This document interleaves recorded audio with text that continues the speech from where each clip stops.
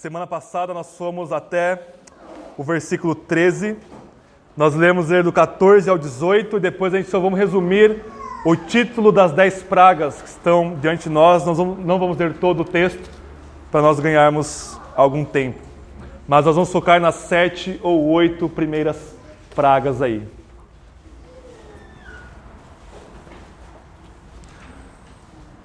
Irmãos, estamos diante de uma obra magistral de Moisés, que não era qualquer um, era alguém que foi educado em toda a sabedoria e conhecimento do Egito.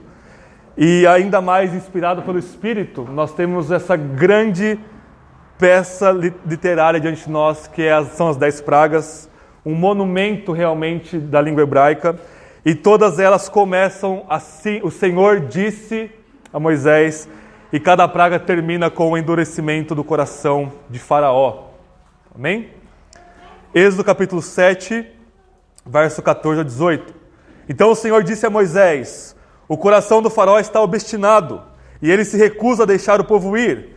Pela manhã vai falar com o Faraó, ele estará junto às águas, fica à beira do rio para encontrá-lo, e leva contigo a vara que se transformou em serpente. E lhe dirás: o Senhor Deus dos Hebreus enviou-me a ti para dizer-te: deixa meu povo ir, para que me cultuem no deserto. Até agora não o tens atendido. Assim diz o Senhor: assim saberás que eu sou o Senhor. Com essa vara que tenho na mão, vou ferir as águas do rio, e elas se transformarão em sangue. Os peixes que estão no rio morrerão, e o rio cheirará mal, e os egípcios terão nojo de beber da água do rio. A partir do verso 19, a primeira praga: as águas do rio Nilo se transformam em sangue. Capítulo 8, verso 1, a segunda praga, a peste das rãs, ok? Terceira praga, capítulo 8, verso 16, a praga dos piolhos. Verso 20, a quarta praga, as moscas que devastaram o Egito. Capítulo 9, verso 1, a quinta praga, a peste nos animais. Uma grande pestilência mata os animais do Egito. A sexta praga, as feridas infeccionadas que devastaram as pessoas agora do Egito. Nós temos um parênteses aí, as ameaças de Deus, verso 13, capítulo 9. Sétima praga, chuva de pedras, verso 22, que é o granizo que acaba destruindo toda a plantação e as casas dos egípcios. Deus de novo ameaça Faraó com as pragas de gafanhoto, capítulo 10, verso 1. Oitava praga, verso 12, os gafanhotos. Nona praga, verso 21 do capítulo 10, as trevas cobrem a terra do Egito. Depois Deus anuncia a 10ª praga, temos a Páscoa, e nós temos a 10ª e última praga, que é a morte dos primogênitos do Egito. Nós temos 3 grupos de 3, as 3 primeiras pragas, depois até a 6ª e até a 9ª, e a 10ª praga é o ápice, o clímax. E semana que vem a gente vai ver a 9ª e a 10ª praga junto com a Páscoa, que Moisés inseriu bem no meio dessa narrativa. Amém? Essa é a palavra de Deus para nós hoje. Vamos orar? Já começamos o sermão. Oremos. Senhor nosso Deus, estamos diante dos seus feitos terríveis e assombrosos, que são as pragas que o Senhor enviou ao Egito. Que o Senhor incuta em nosso coração temor a Ti, ó Deus, um temor reverente, que se mistura com a alegria de sabermos que Tu és o nosso Deus e Pai em Cristo. Mas que nós nunca venhamos a perder de vista que Tu és o nosso juiz, nosso Criador, nosso Rei, nosso Redentor. Que a Sua paternidade não venha nos relaxar em nossa espiritualidade, mas que ela venha nos lançar a uma vida cada vez mais devota a Ti mesmo. E que o Seu Espírito, neste momento, seja grandemente derramado em cada um de nós e entre todos nós, concedendo Sua luz para entendermos Sua palavra, concedendo-nos o fogo da santificação das nossas afeições, para que possamos amar a Sua palavra e através dela amar a Ti mesmo, ó Deus triuno, e conceda o Seu poder, ó Deus Espírito, para que possamos não apenas entender e ler a Sua palavra, mas aproveitadamente praticá-la e proclamá-la a todas as pessoas, e que Seu nome seja engrandecido e glorificado. Em Jesus Cristo nós oramos. Amém. Irmãos, essas 10 pragas do Egito, quando colocadas no contexto de Êxodo, de toda a Bíblia, elas nos comunicam 3 grandes coisas, 3 grandes verdades que nós vamos ver nessa manhã. Primeiramente, o mais óbvio, ela é um julgamento de Deus contra os egípcios, a gente vai ver o que significa esse julgamento de Deus, mas ao mesmo tempo ela é salvação para Israel, e ao mesmo tempo ela traz louvor e glória para Deus. Amém? Nós vamos ver essas três grandes verdades de Deus como juiz, como salvador e como aquele que é glorificado em tudo isso nesta manhã. Então, primeiramente, as 10 pragas do Egito, elas constituem esse julgamento de Deus contra os egípcios. E, em primeiro momento, nós sabemos que todo o livro do Êxodo é baseado no livro de Gênesis, que a gente pregou todinho ele nesse primeiro semestre desse ano. E nós temos essas 10 palavras de julgamento em hebraico contra os egípcios. E todas as pragas do Egito começam, Vaiomer Elohim, assim diz o Senhor, ou disse Deus para Moisés. 10 vezes, assim disse Deus, Deus diz assim, dependendo de como nós traduzimos. E o relato da criação lá de Gênesis 1:2, os 6 dias da criação, junto com o 7º descanso, nós temos Deus 10 vezes falando. E disse Deus, Vaiomer Elohim, disse Deus, haja luz, disse Deus, faça isso e faça aquilo, disse Deus, não comerás da árvore do conhecimento do bem e do mal. Por 10 vezes Deus fala. É por isso que na Bíblia o número 10, ele significa também completude junto com o número 7. Deus completa a obra da criação com suas 10 palavras criadoras em 7 dias, ou nos 6 dias mais o 7º dia de descanso. E o que significa Deus, de novo, falar 10 vezes? Deus, irmãos e irmãs, Ele está desconstruindo a sua criação.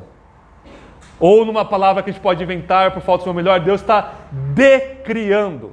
Ele está desfazendo a sua criação no local, pelo menos ali no Egito. Então, Deus cria os céus, a terra, o mar, Ele cria os animais, Ele cria o ser humano, e aqui Ele começa a atacar cada uma da sua criação. Os céus chovem granizo, a terra é empesteada de piolhos, o mar ou o rio Nilo, que era extensíssimo, era grandioso, era o grande rio que abastecia a terra do Egito, o Império Egípcio, é ferido em sangue, as pessoas são feridas, a luz que Deus cria no primeiro dia se transforma em trevas na 9ª praga, e a criação máxima de Deus, o homem e a mulher, a humanidade, é destruída na 10ª praga com a morte dos primogênitos. Deus está julgando a sua criação, e quando Ele julga a sua criação, Ele está desfazendo ela. Mas Ele sempre desfaz a criação para Ele reconstruí-la e salvar. É por isso que Pedro disse que quando Jesus voltar, os elementos deste mundo se desfarão em fogo, não quer dizer que eles serão aniquilados, mas quer dizer que Deus vai destruir a corrupção da humanidade para somente depois restaurar a criação em seu clímax e em seu propósito final que Deus tinha para toda a criação, que é nós glorificarmos a Deus. Então, essas 10 palavras de Deus estão desfazendo as 10 palavras criacionais de Deus no nível microscópico geográfico da terra do Egito. E Deus vai restaurar isso quando Ele dá a lei para Israel lá em Êxodo 20, e os 10 mandamentos são chamados de as 10 palavras de Yahvé, porque nos 10 mandamentos Deus está restaurando a ordem moral, ecológica e social da sua nova criação, que é Israel. Então Deus está desfazendo as coisas aqui. Mas esse é o sentido teológico, mas no sentido mais social, para os egípcios, cada uma das pragas, Deus está destruindo um deus egípcio. Deus está mostrando que o panteão egípcio não é nada, e não pode fazer nada com o poder do Deus Criador, que é Yahvé, que é o Deus dos hebreus aqui. Eu só anotei aqui na margem da minha Bíblia, só para vocês terem uma noção rápida. A primeira praga, nós temos a deusa Hapi, que é a deusa do Nilo. Deus, quando Ele fere o Nilo, Ele está ferindo uma divindade dos egípcios, que é a deusa da fertilidade, a deusa que trazia os peixes para os egípcios comerem, a deusa que trazia a irrigação da terra do Egito. Ela é ferida com sangue, e a própria Hapi, na mentalidade egípcia, o próprio rio Nilo, sangra e morre. E toda a água que foi tirada do Nilo, o texto vai dizer que até a água do Nilo que estava nos vasos e nos jarros se transforma em sangue. Não existe nenhum âmbito em que Hapi sobrevive. Essa deusa, ela é aniquilada por Yahvé. A segunda praga, a deusa Requete, ela era uma deusa com cabeça de rã, e ela tinha um poder criador de trazer a vida, né? E a segunda praga, Deus traz as rãs sobre o Egito, mostrando que essa deusa não é nada, ela não traz poder criacional nenhum, as rãs estão servindo Deus para destruir, ou seja, essa deusa não é mais benéfica na mentalidade egípcia, ela está vindo trazer julgamento. Se você fosse um egípcio, você pensaria assim. Terceira praga, a praga dos piolhos, o deus Tote, do panteão egípcio, ele era o deus da magia, ele era o deus que esses magos estavam apelando para. O que significa? As duas primeiras pragas, os magos dos egípcios, eles conseguem imitar. Eles conseguem fazer água se transformar em sangue, ou em aparência de sangue, e eles conseguem trazer rãs de alguma forma sobre a terra, mas a partir daqui o pó da terra é ferido, e o pó da terra se transforma em piolhos. Ou seja, não há nada que o Deus desses magos possam fazer. Eles vão dizer, nós não conseguimos imitar mais a partir da terceira praga. Ou seja, o Deus da magia, Deus do controle da terra aqui dos egípcios, ela é destruída. O Tote é destruído aqui. Quarta praga, as moscas. A partir da quarta praga, Deus não envia mais as pragas sobre o povo de Israel. As três primeiras caem sobre Israel. A partir da quarta, somente o Egito é destruído. Quinta praga, as pestes dos animais. Nós temos três deuses aqui, ou deusas, Apis, Hathor e Nut. São deuses descritos como sendo vacas ou algum tipo de animal que trazia essa vida aos animais. E essa peste que Deus traz mata os animais do Egito. Sexta praga, feridas infeccionadas. A sétima praga, Íris e Osíris, que são os deuses que controlam a água, a chuva e o fogo, são destruídos com essa chuva de granizo inédita aqui e por aí vai. Nós temos o deus Shu na oitava praga, que é o deus do ar. Os gafanhotos, eles vêm pelo ar destruindo todas as coisas. O deus Sabeque, que é o deus inseto deles. Então, irmãos, cada uma das pragas, até mesmo a nona praga, que é o deus supremo deles, que é Amon-Ra. Já ouviram em algum filme egípcio? As múmias, o Amon-Ra é o grande deus, seria o Zeus na mitologia grega dos deuses egípcios. Ele é o deus do sol. Amon-Ra é aniquilado, trevas sobre o Egito, e o próprio faraó, que era tido como uma divindade, ele é destronado quando o seu primogênito, o texto diz que o herdeiro do faraó é morto por Yahvé. Vejam comigo Êxodo capítulo 12. Na instituição da Páscoa, olha o que Deus diz em Êxodo 12, verso 12. Porque naquela noite passarei pela terra do Egito e ferirei de morte todos os primogênitos da terra do Egito, tanto dos homens como dos animais. Vejam como termina o verso 12 do capítulo 12. E executarei juízo sobre todos os deuses do Egito. Eu sou Yahvé, eu sou o Senhor. Deus está destruindo os egípcios. E Deus faz isso com cada um de nós.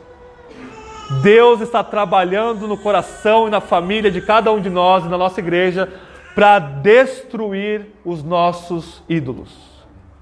Os nossos ídolos são muito piores do que esse panteão aqui. O que era esse panteão? Era o rio, eram os animais, era o sol. Qual que é o nosso panteão? Dinheiro, sexo, poder, fama, egoísmo, individualismo, narcisismo, orgulho. Esses deuses nossos, esse panteão moderno, governado por Mamon, pelo Deus do dinheiro, se você é filho de Deus, Deus está destruindo esses ídolos na sua vida pela palavra que você lê e ouve na igreja e em casa. Agora, se você está dado aos seus ídolos, você é um egípcio, você é alguém que está fora da esfera redentora de Deus, fora do trabalhar de Deus. Se Deus está te deixando à vontade com o seu panteão, você está perdido. João termina a sua última carta dizendo: filhinhos, guardem-se dos ídolos, destruam os ídolos pela palavra de Deus, destruam a falsa palavra dos ídolos. E um outro nível aqui, Deus está destruindo a sua criação, revertendo a criação, desfazendo a criação, e ao fazer isso, Ele está destruindo os egípcios que estavam adorando a criação, ou seja, pelo fato de a criação ter se tornado um ídolo, Deus está julgando a sua criação, julgando os egípcios. E existe mais um nível aqui. Isaías 19, quando Isaías vai ler essa passagem diante de nós, ele vai dizer que Deus destrói o Egito com as pragas para destruir a sabedoria dos egípcios. Vocês se lembram? Êxodo capítulo 1, Faraó é como um tipo de diabo, um tipo de serpente, porque assim como a serpente de Gênesis 3 era sagaz, ela tinha uma sabedoria pervertida, Faraó também era sagaz, ele também tinha uma sabedoria pervertida, uma sabedoria pecaminosa que quer reorganizar a vida em torno do seu próprio umbigo e em torno de suas divindades e de sua religiosidade. Quando Deus destrói os deuses egípcios, Ele está destruindo toda a sabedoria dos egípcios. E Deus faz isso com o Evangelho. Paulo diz, onde está o sábio lá em 1 Coríntios? Onde está o instruído? Deus tornou em nada a sabedoria deste mundo, pela loucura da cruz. Ou seja, a sabedoria sua, que você tem, é aniquilada porque ela é pecaminosa. E em troca disso você tem a sabedoria da cruz, uma sabedoria que vai te matar, te crucificar, fazer com que você negue-se a si mesmo, para que você ressurja como uma nova criatura, como uma nova criação. Deus está destruindo a sabedoria do Egito, e Deus está destruindo a sabedoria deste mundo em nós, criando uma mentalidade cada dia mais bíblica, cristocêntrica e cristotélica, que louva o nosso Senhor Jesus Cristo. Esses são os 3 níveis aqui.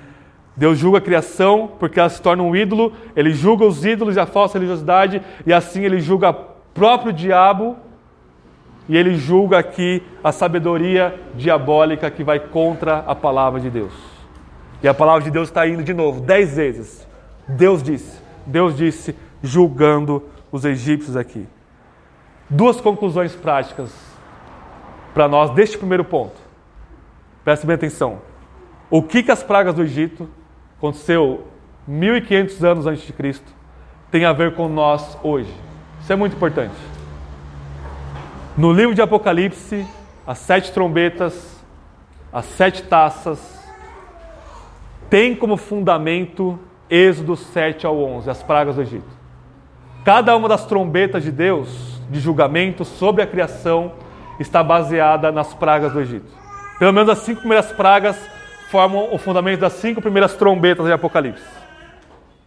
E essas 7 trombetas, essas 7 taças, e todo o julgamento de Apocalipse não vai acontecer no futuro. Elas começam a acontecer na primeira vinda de Cristo.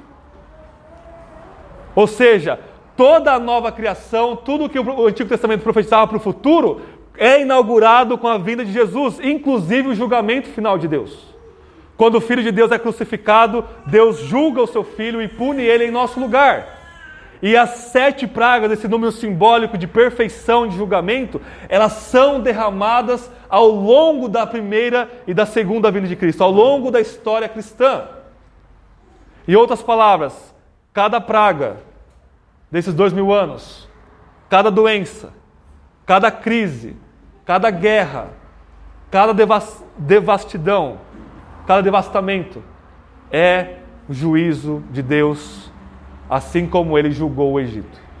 As pragas do Egito apontam para o julgamento de Deus ao longo da história, porque João tece o Apocalipse, os julgamentos com base em Êxodo 7 ao 10, 7 ao 11 aqui. Ou seja, em outras palavras, o Covid é uma praga de Deus contra a humanidade. Deus, em cada praga, está derrotando os ídolos que não existem, destruindo a mentalidade egípcia, diabólica, mundana, para o bem do seu povo e para o mal. Mas não é assim que funciona como a gente pensa. A pessoa cometeu um pecado e aí ela pegou Covid e morreu por causa disso. Não é assim, irmãos. Nível individual. É nível comunitário de toda a humanidade. Toda a humanidade está debaixo do pecado. Toda a humanidade está rejeitando o Evangelho. E nós, como igreja, ainda somos pecadores. E Deus envia o seu juízo sobre a humanidade. Até mesmo verdadeiros cristãos morrem dessas pragas, porque no livro de Apocalipse, nós exteriormente não estamos protegidos. Nós padecemos junto com o mundo, debaixo do julgamento de Deus, na temporalidade. Em Apocalipse, é a nossa alma que está preservada por Deus. O verdadeiro cristão, o diabo não toca a sua alma, a gente não perde aquilo que Deus nos deu, que é a salvação que há em Cristo Jesus. E nós estamos livres do julgamento condenatório final de Deus sobre a humanidade. Ou seja, cada guerra, praga, vicissitude, cada mazela dessa vida é Deus gritando para nós: os deuses são falsos, voltem-se para mim, ouçam a minha palavra. As pragas do Egito, elas são completamente atuais e contemporâneas para nós. E, em segundo lugar, elas apontam para Jesus. Vejam a terceira praga comigo. Praga dos piolhos, a partir do capítulo 8, verso 16. A partir dessa praga, eles não conseguem mais imitar as pragas de Deus. O texto, verso 19 do capítulo 8 diz: então os magos disseram ao faraó: isso é o dedo de Deus.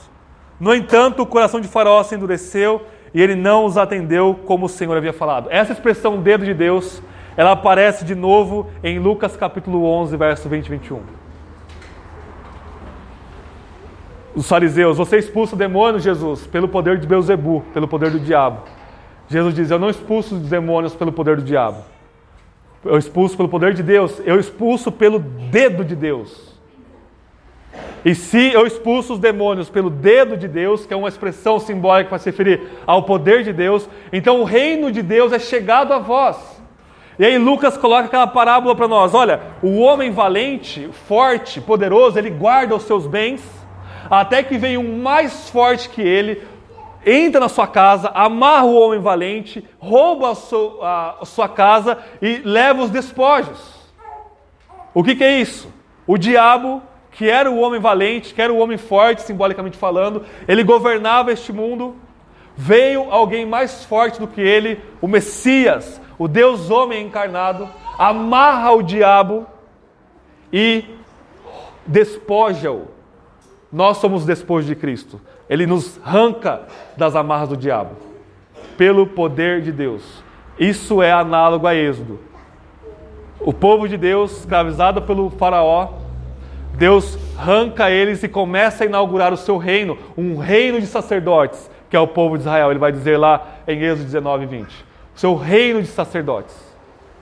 Porque Yahvé, que é o homem poderoso, o onipotente, destrói os egípcios e seus deuses e despoja não só o povo, mas toda a riqueza do Egito com eles. Isso aponta para Jesus Cristo, nosso Senhor, que é Deus em carne, que nos tira do diabo, onde o faraó era um tipo do diabo, pelo poder de Deus, pelo dedo de Deus, e nos traz ao seu reino de amor, de justiça, a qual a igreja é a expressão física dela. Amém? Então, se a primeira praga do Egito traz, a primeira menção aqui é um sentido de julgamento, e vejam que praga, irmãos, quando traduziram a Bíblia para o latim na Idade Média, as pragas eram traduzidas como plaga em latim. Em latim significa golpe, significa ataque. E aí passou para o inglês do século XVII como plague, que também significava ataque, golpe. Só que agora praga tem um sentido de pestilência, não é? O que é um pouco inadequado, porque aqui não é apenas pestilência. A própria trevas e a morte dos primogênitos é muito mais do que uma pestilência, é uma plaga, é um golpe de Yahvé julgando os egípcios aqui. São os 10 golpes de Yahvé contra os egípcios, mas Deus não apenas julga. O julgamento de Deus sobre os egípcios serve um propósito maior de salvar o seu povo Israel. Ou seja, as pragas do Egito servem um propósito não apenas de julgar os ímpios, mas de trazer salvação para eles, de trazer o nome de Deus sendo anunciado através dessa salvação. Vejam comigo, e lembrem-se que o coração do Êxodo, do livro do Êxodo, é um coração missionário. A grande pergunta do Êxodo é a pergunta de Faraó lá em Êxodo 3, em Êxodo 2. Quem é Yahvé? Quem é o Senhor? E Moisés está mostrando ao longo do seu livro quem é Yahvé. O propósito do livro é mostrar quem é Yahvé para Israel que não conhecia, para os egípcios que não conhecia e para toda a terra. Vejam comigo alguns versos, capítulo 8, verso 20 ao 22. O Senhor disse mais a Moisés, olha como começa a praga, o Senhor disse: levanta-te bem cedo e vai ao encontro de Faraó, ele estará junto às águas, e diz-lhe, assim diz o Senhor, deixe meu povo ir para que me cultue, porque se não me deixares o povo ir, enviarei chames de mosca sobre ti, sobre os teus subordinados, sobre o teu povo e nas suas casas. E as casas dos egípcios até o chão em que pisam ficarão cheios desses enxames. Verso 22. Mas naquele dia separarei a terra de Gósen. Deus vai separar o seu povo, onde meu povo habita, para que nela não haja enxame de moscas. Qual que é a finalidade disso? Para que saibais que eu sou Yahvé, que eu sou o Senhor no meio desta terra. O propósito de Deus salvar o seu povo é para que todos saibam que Deus é o Senhor. Outro texto, capítulo 9, verso 13 ao 21. Que é o parênteses entre a sexta e a sétima praga. Diz assim: então o Senhor disse a Moisés, levanta-te bem cedo, vai ao encontro do faraó e diz-lhe, assim diz o Senhor, o Deus dos hebreus, deixe o meu povo ir para que me cultue. Do contrário, dessa vez enviarei todas as minhas pragas contra ti, contra os teus subordinados e contra o seu povo, para que saibais que não há outro semelhante a mim em toda a terra. Se agora eu tivesse estendido a mão e ferido a ti e o teu povo com peste, tu terias sido eliminado da terra. Mas, na verdade, para isso mesmo te mantive com vida, para mostrar o meu poder e para que o meu nome seja anunciado em toda a terra. Verso 20. Os subordinados do faraó, que temiam a palavra do Senhor, mandaram seus servos e seus gados para abrigos. Mas quem não se importava com a palavra do Senhor, deixou seus servos e o seu gado no campo. Então Deus está anunciando o seu nome em toda a terra. Até mesmo alguns egípcios começaram a temer a palavra do Senhor. Em outras palavras, Deus está controlando a criação. Como Marcos disse na escola bíblica, a criação serve à redenção e esses temas estão juntos. Deus controla todas as coisas, até mesmo as pragas, para salvar o seu povo. Para salvar o seu povo. O Salmo 136 é um salmo belíssimo. Ele reconta toda a história do Antigo Testamento e cada frase termina com: porque a sua misericórdia dura para sempre. Se lembram? Porque o seu amor dura para sempre. Ele criou os céus e a terra, porque o seu amor dura para sempre. E o salmista, ele vai dizer o seguinte: Deus matou os primogênitos do Egito, porque o seu amor dura para sempre. Como é possível? Como é possível Deus matar bebezinhos, filhos crescidos, matar os primogênitos? Porque o seu amor dura para sempre. Porque o seu amor é dispensado, é outorgado para com o seu povo escolhido. Deus está controlando todas as coisas, até mesmo as pragas, até mesmo a morte, até mesmo as trevas, até mesmo as pestes, para salvar o seu povo, porque o seu amor pactual para com o seu povo dura de eternidade a eternidade, é imutável, o seu amor dura para sempre. A gente pode cantar: Deus enviou as pragas do Egito, porque o seu amor dura para sempre, porque através das pragas o seu povo, a quem ele ama, é libertado do Egito. Romanos capítulo 8, verso 28.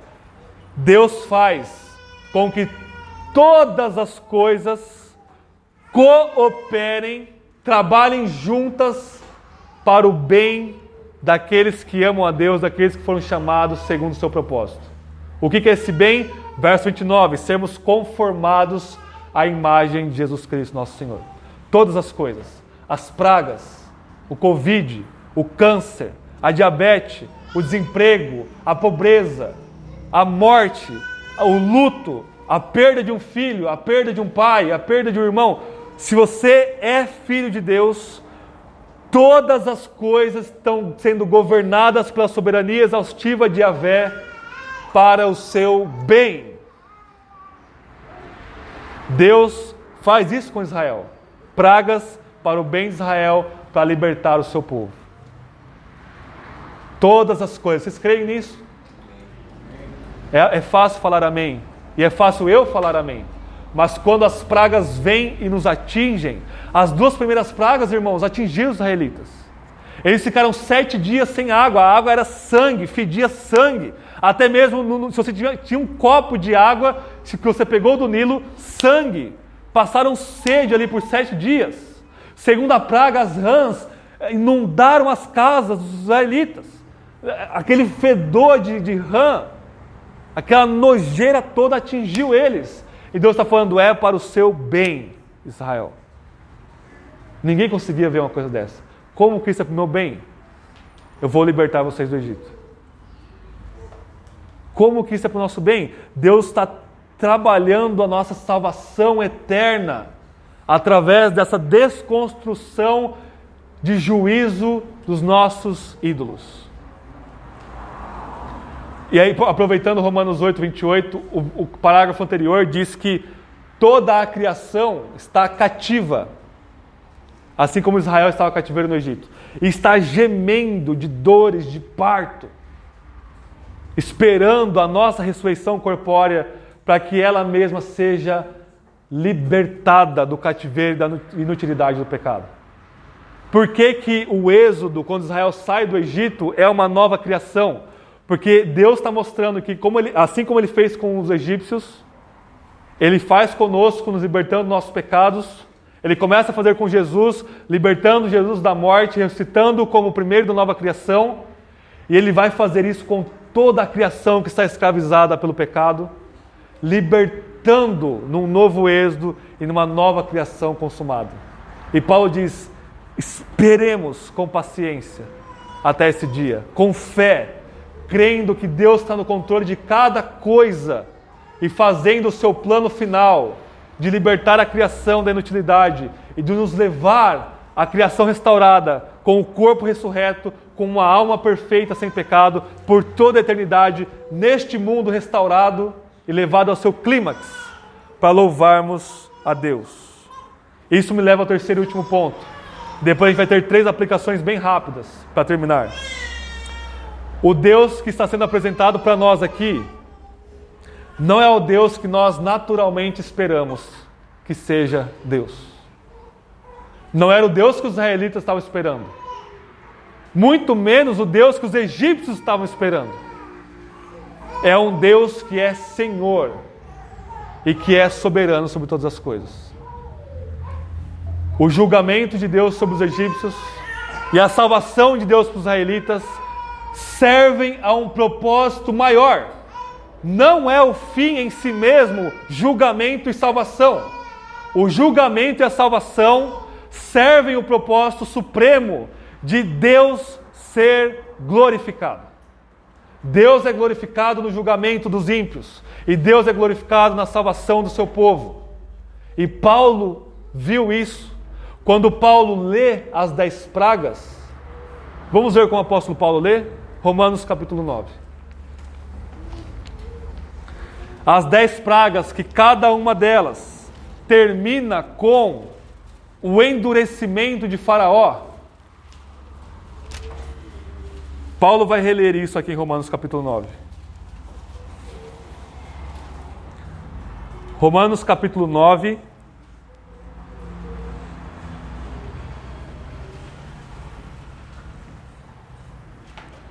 Temos algum tempinho ainda para as aplicações. Verso 14 ao 23. Abram o coração para o que o Paulo está dizendo aqui. Ele é claro como um cristal. Ele não está fazendo teologia especulativa, oculta, que só algumas poucas pessoas entendem. Ele está sendo claríssimo. O difícil é engolir o que Paulo está falando aqui. Romanos 9, verso 14. Após ele dizer que ama Jacó e odeia Esaú, que diremos? Há injustiça da parte de Deus? De modo nenhum. Porque ele diz a Moisés, terei misericórdia de quem eu quiser ter misericórdia, e compaixão de quem eu quiser ter compaixão. Assim, isso não depende da vontade nem do esforço de alguém, mas de Deus mostrar misericórdia. Porque a Escritura diz a Faraó: para isso mesmo te levantei, para mostrar em ti o meu poder, e para que o meu nome seja anunciado em toda a terra. Portanto, ele tem misericórdia de quem quer, e endurece quem ele quer. Então me dirás, por que Deus ainda se queixa? Pois quem pode resistir à sua vontade? Resposta de Paulo, verso 20. Quem és tu, ó homem, para argumentares com Deus? Por acaso a coisa formada dirá que a formou, por que me fizeste assim? Ou o oleiro não tem poder sobre o barro, para com a mesma massa fazer um vaso de uso honroso e outro de uso desonroso? E que direis se Deus, querendo mostrar a sua ira e dar a conhecer o seu poder, suportou com paciência os vasos de ira, prontos para a destruição, para que também desse a conhecer as riquezas da sua glória, nos vasos de misericórdia, que preparou de antemão para a sua glória, os quais somos nós, a quem também chamou, não só dentre os judeus, mas também dentre os gentios. O que Paulo está dizendo aqui? Deus endureceu o coração de Faraó. Por quê? Porque ele quis. Deus salvou Israel. Por quê? Porque ele quis. Deus poderia ter endurecido o coração de Moisés e salvado Faraó. Moisés é tão pecador quanto Faraó. A gente viu no começo de Êxodo. Ele diz não para Deus. Deus, eu não quero fazer a sua vontade. Ele mata um egípcio para proteger o seu conterrâneo hebreu. Por que que Deus salva Israel e pune e mata os egípcios? Porque ele quis. A vontade de Deus, ela é a causa última e primeira de todas as coisas. E por que que Deus quis? Romanos 9, para mostrar a sua glória. Para Deus ser glorificado. Ou seja, cada um de nós aqui, e cada ser humano que já nasceu e vai nascer, vai glorificar a Deus. Esse é o propósito supremo de todas as coisas. Glorificar a Deus. Se você não o obedecer e não o servir com todo o seu coração e não se render a Ele, você vai glorificar a Deus, Deus demonstrando a sua ira e sua santidade e o seu furor contra você. Os atributos de julgamento de Deus serão engrandecidos: ira, santidade, juízo contra o pecado. Se você, pela graça de Deus, se rende aos pés dele, você vai glorificar a Deus mostrando a graça, o amor, a misericórdia de Deus para com você. Em outras palavras, todos os atributos de Deus no dia final serão plenamente demonstrados no julgamento eterno dos ímpios, do diabo e dos seus demônios, e na salvação eterna de miseráveis pecadores como nós. E o que causa tudo isso é a vontade decretiva do Rei do Universo, Yahvé, Pai, Filho e Espírito. O propósito supremo das pragas de todas as coisas é que através do julgamento de Deus, Deus salva o seu povo. Esse é o tema da Bíblia. Salvação através do julgamento. As mesmas pragas que destroem os egípcios, é as mesmas pragas que preparam o caminho para a salvação dos israelitas. E na salvação e no julgamento, Deus é glorificado e Deus é engrandecido. 3 aplicações práticas rápidas para nós. A gente viu que esse texto não pode ser moralizado, não é uma história moral, mas mesmo assim tem uma prática muito proveitosa para nós. Primeiramente, não sejam como Faraó. E você fala, é muito óbvio, a gente não é como Faraó, a gente não está dizendo não para Deus diante dessas pragas. Mas vejam comigo só alguns versículos. Olha como o Faraó se comporta. Capítulo 8, versículo 8. No contexto da segunda praga, as rãs.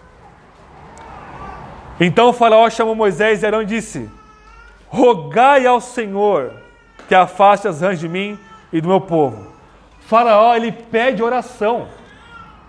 Primeira coisa, ele pede oração por ele. Vejam comigo, capítulo 8 ainda, verso 28.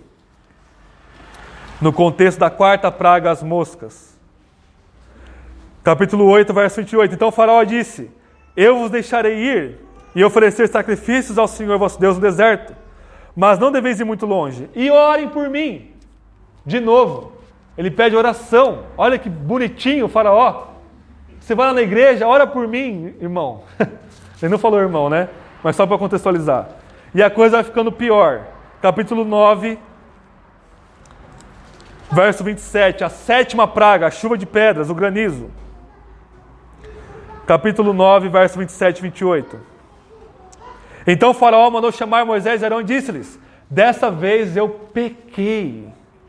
O Senhor é justo, mas eu e o meu povo somos ímpios.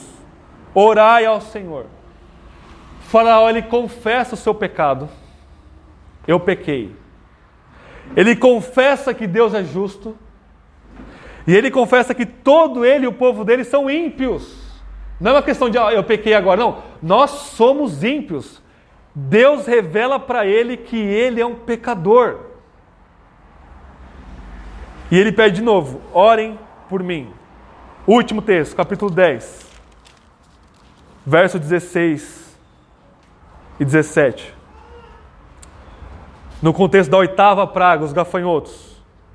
10, 16. Então o faraó mandou chamar às pressas Moisés e Arão e disse-lhes: pequei contra o Senhor vosso Deus, contra vós. Agora peço, perdoai o meu pecado, somente mais esta vez, e orai ao Senhor vosso Deus para que afaste de mim essa praga mortal. Você pode confessar os seus pecados, sentir que você é um pecador, confessar que Deus é justo, confessar que você é um ímpio, pedir perdão para Deus, e mesmo assim ser um faraó. O que o texto vai dizer? Mas faraó continuou pecando e endurecendo seu coração.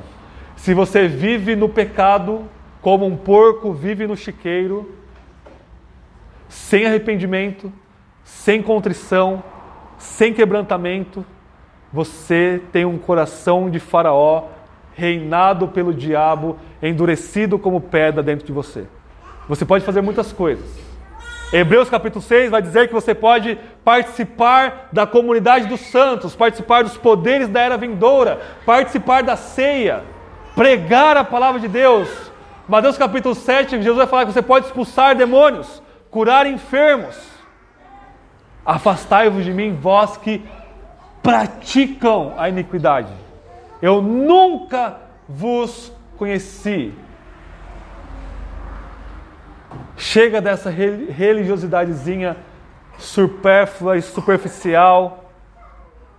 Você saber que você é um pecador não significa nada se não é arrependimento. Você confessar o Deus verdadeiro não significa nada se essa confissão não é transformadora na sua vida.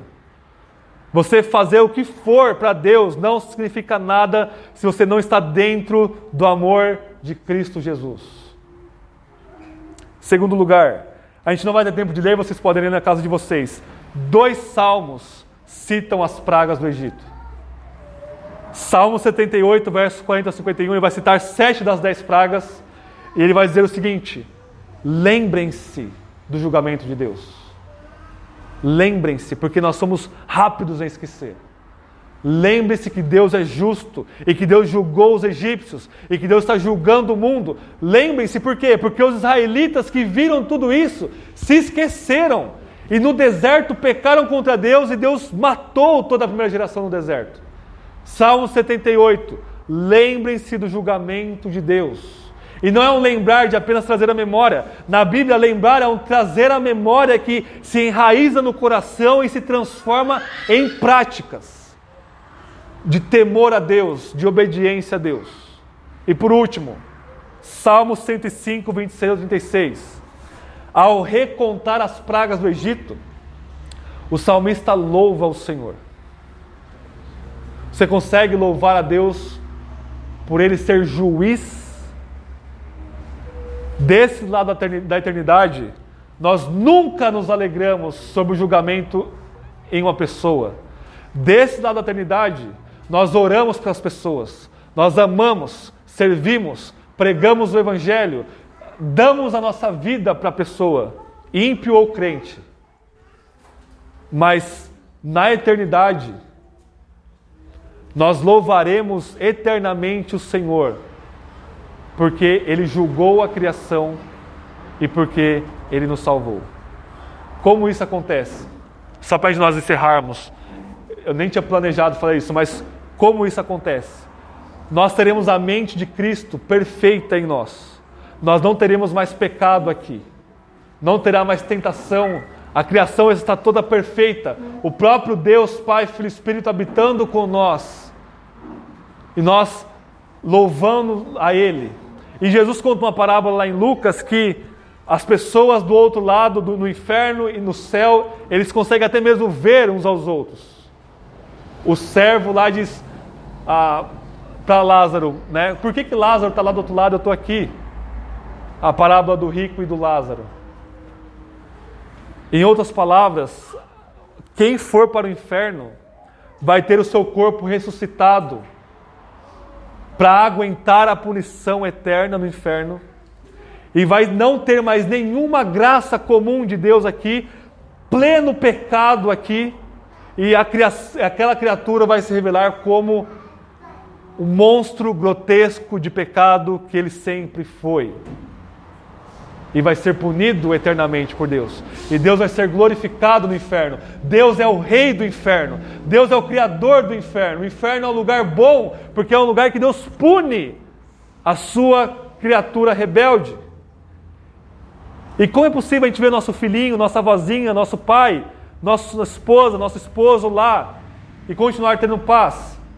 Porque você vai olhar com os olhos de Deus e você vai louvar a Deus por Deus ter livrado a criação daquela monstruosidade horrenda. E ao mesmo tempo você vai ver você mesmo e vai dizer: era para eu estar lá. Eu mereci estar lá mais do que aquela pessoa. E aí você, por outro lado, vai louvar a graça inaudita, a misericórdia eterna e o amor incondicional de Deus pela sua vida. E Deus vai ser maximamente engrandecido, nós e neles. Amém? Vamos ter um momento de oração silenciosa, de arrependimento, de confissão de pecado. Depois eu vou orar encerrando o sermão.